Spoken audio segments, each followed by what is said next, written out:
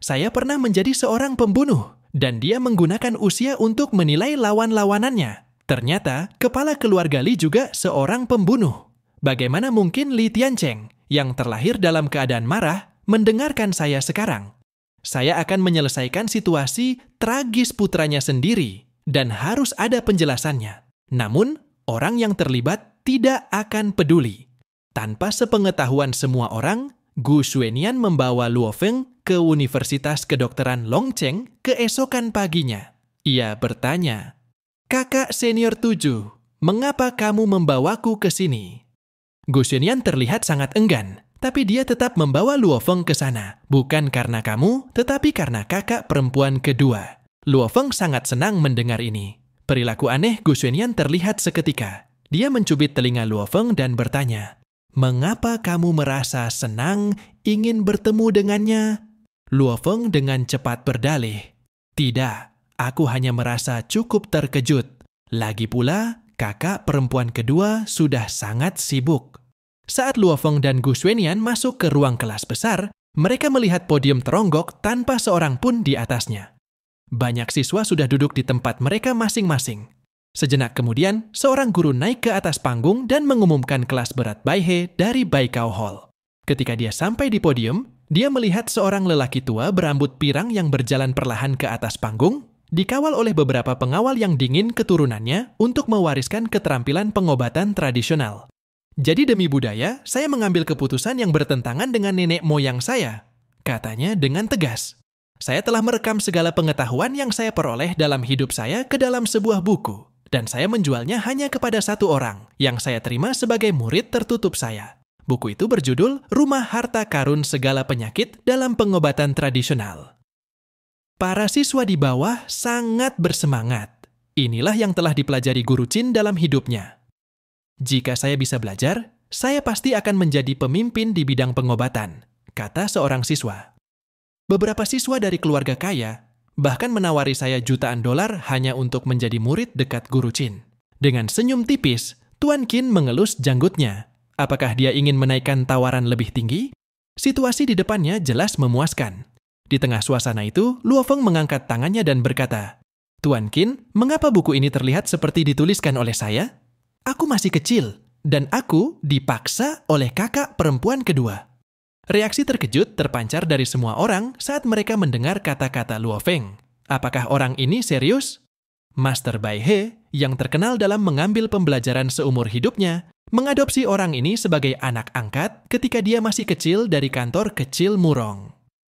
Awalnya, bukunya ditujukan untuk mendapatkan uang untuk bepergian. Tetapi, seorang individu keluar untuk membongkar semuanya. Dia langsung panik. Untuk menstabilkan citranya, dia berteriak, "Siapa kamu? Kamu keluar dan membuat kebohongan. Satpam, cepat usir dia keluar. Kita lihat siapa yang berani berbicara." Tiba-tiba, Murong Xiaoxiao muncul di samping Luo Feng dan meraih lengannya. Tuan Baihe terkejut ketika melihat bahwa yang datang adalah Murong Xiaoxiao. Dia takut dan jatuh ke tanah, tidak berani menghadapinya. Reaksi para siswa di antara penonton sangat berbeda. Murong Xiaoxiao, sebuah sosok seperti Dewi, telah muncul. Apakah anak laki-laki ini di tengah semuanya? Luo Feng tidak memperhatikan orang lain di sekitarnya dan dengan penuh semangat bertanya, "Kakak senior kedua, apa yang membawamu ke sini?" Murong Xiaoxiao menjawab dengan senyum licik, "Kenapa Xiao Feng? Apakah kamu tidak ingin melihatku? Anak yang baik ini turun dari gunung tanpa memberitahuku terlebih dahulu." Dia dengan diam-diam mendekati kakak senior ketujuh, yang kebetulan ada di sekitar baru-baru ini, dan memutuskan untuk mampir sebelumnya. Luo Feng tidak menyangka bahwa ucapan ini justru akan membuat Gu Shui merasa tersinggung. Dia meraih tangan Luo Feng dengan cepat. Di sisi kiri dan kanan, dua dewi berseteru demi perhatian Luo Feng. Murong Xiaoxiao menatapnya penuh teka-teki dan mengajukan pertanyaan yang membuatnya terjepit. "Luo Feng, mana yang lebih kamu sukai? Aku atau kakak perempuan ketujuh?" Luo Feng, yang terjebak dalam ketegangan ini, merasa seolah-olah berada di antara dua api. Untungnya, Tuan Baihe keluar untuk menyelamatkan situasi hendak menyelinap pergi. "Mengapa kita tidak berurusan dengan Tuan Qin dulu?" Murong Xiaoxiao baru saja tersadar dari kata-kata itu. Dengan tegas, dia menghentikan langkah Qin Baihe, suaranya yang lembut namun penuh wibawa membuat situasi semakin tegang. Berhenti di sini Qin Baihe. Meski wajahmu terlihat imut, aku tidak akan mentolerir tindakanmu, katanya dengan nada tegas. Buku harta karun penyembuh ini ditulis oleh kakakku saat masih kecil. Sejak itu, aku menjadikannya sebagai barang berharga. Beraninya kau mencurinya dari tanganku? Ekspresi Qin Baihe berubah seketika.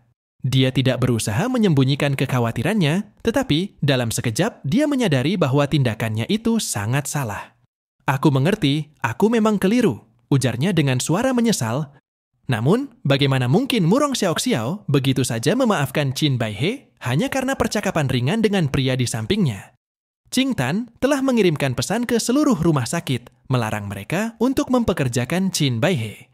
Jika ada yang berani menyalahi aturan, dia mengancam akan datang dengan kacamata besarnya dan menulis menunggu Tuan Murong hingga urusan Murong Xiaoxiao selesai. Murong Xiaoxiao berbalik setelah menyelesaikan urusan. Ekspresinya tampak terkejut. "Kak, apa yang kau lakukan?" tanya Gu Xuenian dengan wajah penuh kebingungan. Dalam 6 kata, ketegangan antara mereka kembali membara. "Aku berjanji Xiao Feng akan tinggal bersamaku," kata Luo Feng, menegaskan posisinya. "Kau tidak bisa mengendalikanku saat aku sendiri." Dengan satu tarikan napas, Luo Feng melesat jauh. Ketika dia menyadari kedua kakak perempuan itu belum mengikutinya, dia berhenti sejenak, menghela napas berat. Tekanan yang diberikan oleh dua saudari itu terasa sangat menyesakan. Secara kebetulan, saat itu beberapa teman lama muncul di belakang Luo Feng. Di antara mereka, bosnya adalah orang yang ingin menghabisinya. Dengan menggenggam tinjunya erat-erat, sang bos mengucapkan kata-kata tegas. "Jika ada yang bisa disalahkan dalam hal ini, maka itu adalah dirimu sendiri yang terlalu tajam. Kamu telah mengalahkan putra Li Tianchen, dan itu serius. Kini Li Tianchen ingin bertemu denganmu. Mari, ikutlah dengan kami. Jangan paksa kami untuk mengambil tindakan lebih lanjut." Luo Feng tak menganggap situasi itu sebagai ancaman serius, sehingga ia bersikap santai. Bos pembunuh itu hanya mendengus. "Kau yang memintanya." Dalam sekejap, Luo Feng dikelilingi dan terjebak dari segala arah. Tetapi gerakan Luo Feng begitu cepat, sehingga mereka bahkan tak sempat memberikan perlawanan yang berarti. Seolah-olah waktu berhenti sejenak dan Luo Feng masih bisa santai. Bos pembunuh juga bertanya-tanya mengapa dia hanya menghindari dan tidak melawan. Dia mencoba melarikan diri. Dia begitu kejam dalam serangannya hari itu. Hanya Luo Feng yang tahu di dalam hatinya bahwa tuannya telah memperingatkan dia untuk menyelamatkan Pegunungan Hijau. Saat menghadapi pertempuran yang tidak pasti, yang lebih penting adalah melarikan diri. Akhirnya, Luo Feng menemukan terobosan, menghilang dalam sekejap dan menampar orang di depannya. Dia tidak bisa melawan dan membiarkan Luo Feng lolos dengan lancar. Luo Feng memiliki alasan tersendiri untuk melarikan diri setelah menjadi orang kedua di organisasi pembunuh tersebut. Saat dia mendengar perintah untuk lari dan mengambil alih, dia mulai turun namun berhenti ketika teringat bahwa dia perlu mencari Gu Xuenian. Meskipun dia memiliki kesempatan untuk melarikan diri, keinginannya untuk melihat apakah Gu Xuenian bisa melarikan diri membuatnya terhenti. Bagaimana dia bisa melarikan diri jika keluarga Gu adalah pendukungnya dan akan dihancurkan? Luo Feng tidak bisa lagi menahan amarah di hatinya, menoleh dan berkata dengan dingin, "Kamu punya nyali. Tolong ucapkan kalimat itu lagi, karena bos tidak peduli dengan ancaman Luo Feng. Ketika orang kedua ada di sana, aku berkata bahwa orang kedua akan mengulangi apa yang dia katakan sebelumnya, hanya untuk melihat Luo Feng berubah menjadi garang dan terbang ke arah orang kedua. Namun, setelah mengucapkan 2 kata, Luo Feng meninju dia di wajahnya dan menelan semua kata-katanya. Pukulannya begitu kuat hingga langsung mengenai wajah orang kedua di ruangan itu. Seluruh anggota organisasi pembunuh terpaku, terperangah oleh apa yang baru saja terjadi. Dalam sekejap, situasi yang tenang berubah menjadi seram. Bahkan pemimpin kelompok yang terkenal dingin dan terencana pun tak bisa menyembunyikan keterkejutannya. Betapa tidak, dia telah melihat orang kedua di bawahnya, terjatuh dengan satu sambaran tangan yang penuh kekuatan. Keterlaluan! Keberanian orang ini untuk melawan begitu terang-terangan adalah sesuatu yang tak terbayangkan. Kesedihan layaknya bayangan bagi rekan-rekannya yang seharusnya mempersiapkan langkah berikut. Suasana tegang mulai merambat, menimbulkan kepanikan. Bukannya menangkapnya hidup-hidup seperti yang diinginkan, Pemimpin itu seketika mengubah rencananya. Merasakan ancaman di depannya, dia segera menarik pelatuk tanpa ragu. Dalam kegelapan malam, segalanya berbalik, seolah tak ada rencana yang memang sudah mereka susun. Keadaan berantakan, dan mereka menyadari bahwa sekarang adalah saat terburuk untuk berhadapan dengan seseorang yang tak mereka kenal potensi sebenarnya. Di hadapan ancaman pembunuh yang semakin mendekat, Luo Feng mengekang gerakannya dan menutup matanya. Tiba-tiba, ia memperlihatkan senyum misterius sebelum melepaskan serangan dahsyat yang membuat para pembunuh terkejut. Dalam sekejap, mereka jatuh bergelimpangan, tak mampu menandingi kekuatan Luo Feng. Tersisa hanya bos pembunuh yang ketakutan, harus menyaksikan bagaimana Luo Feng mengalahkan semua musuh dengan 3 pukulan dan 2 tendangan mematikan. Tak ada yang sanggup menandingi kepiawaian Luo Feng dalam pertempuran seperti ini. Dalam hal ini, Luo Feng tidak bisa dibiarkan hidup, jika tidak maka akan menjadi mimpi buruk yang tak terhindarkan baginya. Untuk menghindari ancaman bagi dirinya sendiri, bos pembunuh itu mengeluarkan senjatanya. Setelah mengeluarkannya, dia langsung menembak. Ada suara tembakan dan peluru beterbangan. Wajar jika Luo Feng mengetahui bahwa tidak mudah menghindar dari peluru itu dan hanya memilih untuk melawan. Bos pembunuh akhirnya merasa lega. Selama pelurunya mengenai, itu akan baik-baik saja.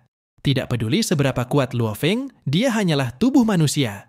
Tapi detik berikutnya, bos pembunuh itu dipenuhi ketakutan karena Luo Feng, yang tertembak baik-baik saja. Dia berlari ke arahku, seperti orang normal, dan kecepatannya sangat cepat, sehingga dia tidak sempat bereaksi. Pukulan sederhana mengenai muka bos pembunuh. Semua pembunuh telah ditangani, tetapi masalah ini belum selesai karena Luo Feng berada dalam keadaan yang sangat aneh. Tubuhnya ditutupi dengan garis-garis aneh dan memancarkan aura yang menakutkan. Xiao Feng kebetulan bertemu Luo Feng dan melihat kondisi Luo Feng. Dia berkata, "Ini buruk." Xiao Feng kemudian mengeluarkan jarum peraknya, jarum yang kemampuannya untuk menyembuhkan penyakit dan menyelamatkan orang. Mereka tidak tahu bahwa Murong Xiaoxiao memegang jarum perak di tangannya, dan juga merupakan keberadaan yang sangat menakutkan. Jarum itu jatuh ke tubuh Luo Feng satu persatu. Bahkan pelurunya tidak dapat berbuat apa-apa saat ini. Tiba-tiba, Luo Feng jatuh ke tanah dengan sadis. Ketika Gu Xuanyan menyaksikan hal ini, dia tidak bisa menahan rasa keheranan. Apa yang terjadi dengan Xiao Feng? Pria berambut perak di atap gedung tidak jauh dari situ menggerakkan orang ini. Dengan mempertimbangkan semuanya, dia secara resmi menyembuhkan Luo Feng. Pria berambut perak itu berbalik dan pergi. Setelah kejadian tersebut, Luo Feng dibawa kembali ke keluarga Gu oleh kedua kakak perempuannya. Gu Xuanyan, penuh kecemasan, bertanya pada Xiao Feng mengapa dia selalu kehilangan kendali emosinya. Gu Xuanyan terkejut. Keturunan apa yang dimiliki oleh Xiao Feng, yang memiliki kekuatan darah seperti kakak perempuannya? Hanya Tuan kita yang tahu bahwa bakat Xiao Feng sangat langka. 7 rahasianya adalah Da Cheng. Tetapi, sang guru menanamkan dalam dirinya konsep bahwa dia sangat lemah, karena dia takut akan kehilangan kendali dan meledak. Baru kemudian, Gu Xuanyan menyadari bahwa Luo Feng tiba-tiba muncul di Longcheng karena suatu alasan. Murong Xiaoxiao dengan tegas menjawab bahwa tuanlah yang menghubunginya dan memintanya untuk menjaga Luo Feng segera setelah dia tiba di sana. Saat berbicara tentang kakak perempuan senior ini, dia menjadi marah. Keluarga Li Xialan itu benar-benar menyakiti Xiao Feng seperti ini. Kita tidak boleh membiarkan mereka pergi begitu saja. Luo Feng yang sedang koma melihat pemandangan yang sangat familiar itu lagi. "Kamu terlalu lemah dan tidak layak menjadi anak kami," kata ayahnya. Ibu tidak berkata apa-apa. "Itu karena kamu sangat lemah dan tidak kompeten, sehingga ayahmu tidak mencintainya," tambahnya. Kemudian mereka berdua berbalik dan pergi. Luo Feng terbangun dari mimpinya dan tanpa sadar merasakan seperti kehilangan matanya. "Mengapa aku begitu lemah?" Dia mempertanyakan dirinya sendiri. Pria berambut perak itu muncul dan menanggapi, "Lin Feng, nasibmu adalah penuh dengan duri." Tuan muda Luo Feng belum pulih dari mimpinya. Dia merasa terombang-ambing. Pria berambut perak itu kemudian bertanya kepadanya, apakah dia adalah yang paling tidak berbakat di antara keturunan pria itu? Sambil menegaskan bahwa saudara-saudaranya sangat buruk. Mendengar apa yang dia katakan, Luo Feng tampak sedikit tertekan. Pergilah, aku tidak mendapatkan jawaban yang aku inginkan. Aku hanya ingin menjalani kehidupan biasa dengan tuan dan saudara perempuanku, katanya. Namun pria berambut perak itu berkata, berhentilah menipu dirimu sendiri. Inilah keinginan sebenarnya di hatimu, Luo Feng. Keinginan sejati di hatinya membuat Luo Feng terpesona. Kalimat selanjutnya membuatnya bersemangat. Itu untuk membuktikan kepada ayah dan ibumu bahwa kamu tidak sia-sia, bahwa kamu kuat, serta mendapatkan perhatian mereka. Dia menjadi sedikit marah dan mengambil bantal di tempat tidur dan menghancurkannya. Diam! Gu Xuenian telah memperhatikan gerakan Luo Feng di pintu dan bertanya pada Luo Feng, ada apa denganmu? Apakah kamu mendapat serangan lagi? Setiap kata penuh kekhawatiran. Gerakan pria berambut perak itu dengan cepat menghilang dalam sekejap. Kakak senior dan kembali ke penampilannya yang tersenyum. Kakak senior ketujuh, kamu belum tidur. Hati-hati. Kamu mungkin mendapat garis-garis di sudut mata karena gemetar di wajahmu. Gu Xuenian sangat tertekan sehingga dia melangkah maju. Kamu terluka parah. Bolehkah aku tidur denganmu? Luo Feng berkata bahwa dia baik-baik saja. Gu Xuenian tidak bisa mendengarkan sama sekali. Dia mendorong Luo Feng ke tempat tidur. Tindakan ambigu ini membuat Luo Feng tidak bisa bereaksi. Dan kemudian Gu Xuenian juga berbaring.